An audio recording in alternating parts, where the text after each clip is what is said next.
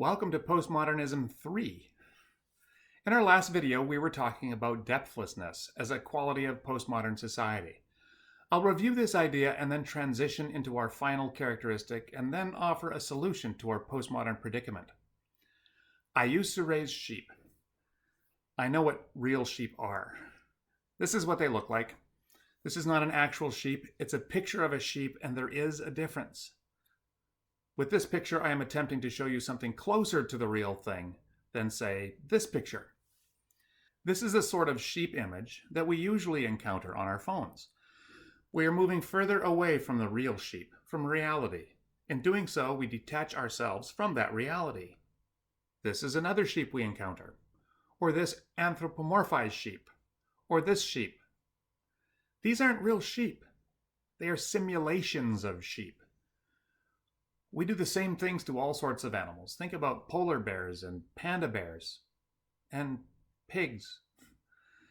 We make simulations of animals and we sell them. This is what we do with much of reality, this commodification of creation. These things have little or no relation to reality, and they have little or no value outside of human interest. Here is another picture of a sheep. Yes, this is another way in which we commodify animals, but I wasn't just thinking about turning them into processed meat and selling them. When you see this picture on someone's Instagram feed, it's saying something. And the thing is, it's not saying anything about food. This picture on social media is about something else. On many feeds, this would be a symbol of social status. And this leads us to the last characteristic of postmodernism that I will address: consumption. I think that one of the main effects of all we've been talking about is consumption. When we flatten and commodify the rest of reality, what happens to us?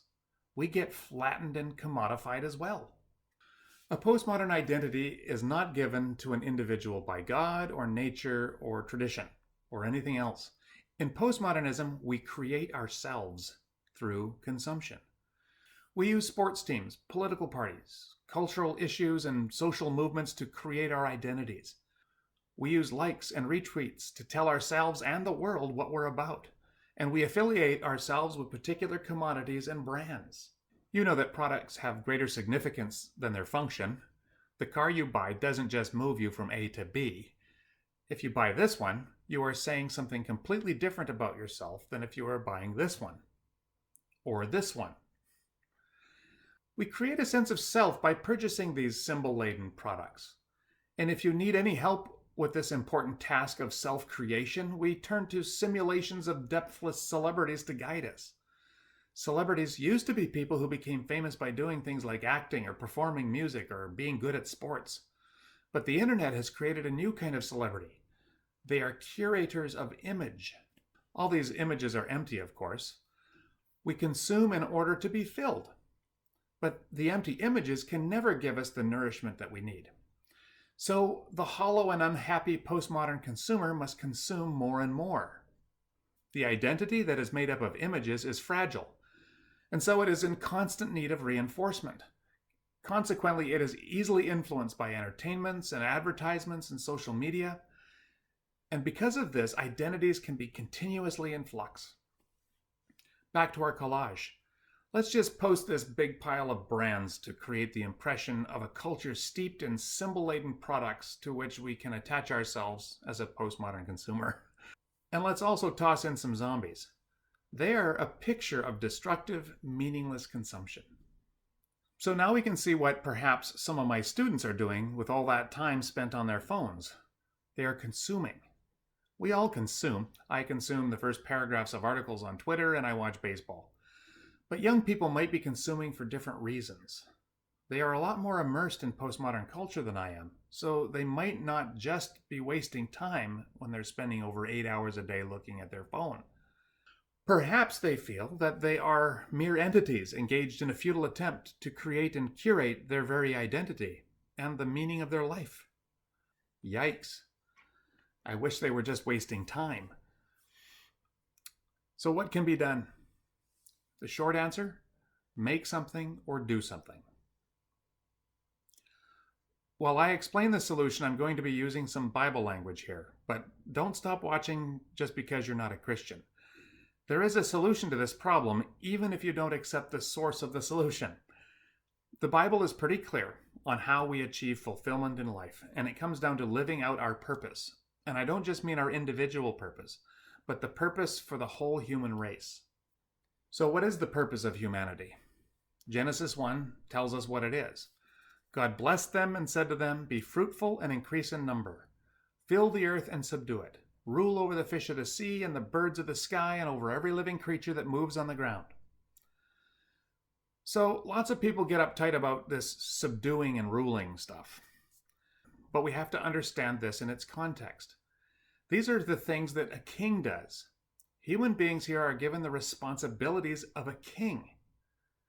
The responsibilities of a king is to take care of his dominion and to bring order to it. We see the effect of this ordering over the whole trajectory of the Bible story, which begins in a garden and ends in a city. Human beings were made to take care of the world and to create. Sin makes us suck at both these things, but it doesn't change the fact that this is what we were made for. The second purpose for humanity is also found in the earliest books of the Bible, and it is referred to by Jesus in Mark 12. "You shall love the Lord your God with all your heart and with all your soul and with all your mind and with all your strength. And you shall love your neighbor as yourself. There is no commandment greater than these." We are to love God and neighbor, others created in the image of God. So human purpose, the way we find true fulfillment, is to oversee the flourishing of creation and the flourishing of other people. We are to work toward the flourishing of the other instead of the self. So look at the direction of all this activity. It flows outward. Consumption takes in and uses it. Creation makes it and shares it. No wonder we are unfulfilled. When we consume, we are doing the opposite of what we were made for. People on their phones are taking in pictures of beaches and celebrity gossip and videos of skateboard fails and TikTok dances.